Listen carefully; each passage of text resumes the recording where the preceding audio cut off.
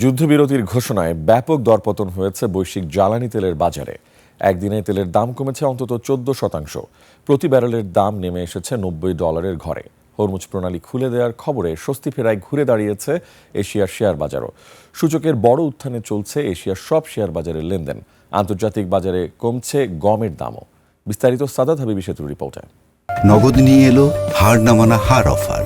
সর্বনিম্ন 10,000 টাকা রেমিটেন্স নগদে পাঠালে থাকছে স্বর্ণের হার জেতার সুযোগ।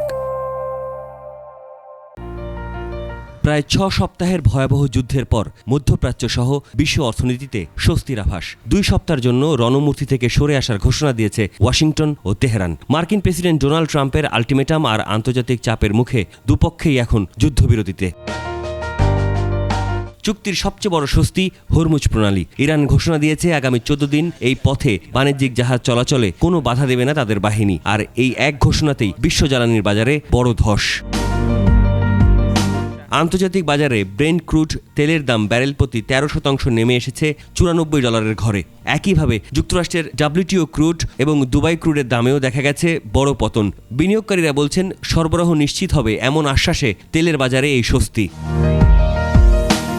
তেলের পাশাপাশি বিশ্ববাজারে কমেছে খাদ্যের দামও। বিশেষ করে গমের দাম প্রতি বুসেলে প্রায় 3% কমেছে। সরবরাহ ব্যবস্থা স্বাভাবিক হওয়ার আশায় আমদানিকারক দেশগুলোর কপালে দুশ্চিন্তার ভাঁজ কিছুটা হলেও হালকা হয়েছে। এশিয়া ও প্রশান্ত মহাসাগরীয় অঞ্চলের শেয়ার বাজারে ঊর্ধ্বমুখী প্রবণতা দেখা যাচ্ছে। জাপানের নিক্কির সূচক 5%, দক্ষিণ কোরিয়ার সূচক কসপি প্রায় 6% বৃদ্ধি পেয়েছে। বোম্বে স্টক এক্সচেঞ্জের প্রধান সূচক সেন্সেক্স একই দিনে প্রায় 2884 পয়েন্ট বা 3.87% বেড়ে 77,501 পয়েন্টে পৌঁছেছে। আপাতত 2 সপ্তাহের এই পজ বা বিরতি স্থায়ী শান্তিতে রূপ নেবে কিনা সেদিকেই তাকিয়ে পুরো বিশ্ব। কারণ মধ্যপ্রাচ্যের স্থিতিশীলতার উপরে নির্ভর করছে আগামীর বিশ্ব অর্থনীতি।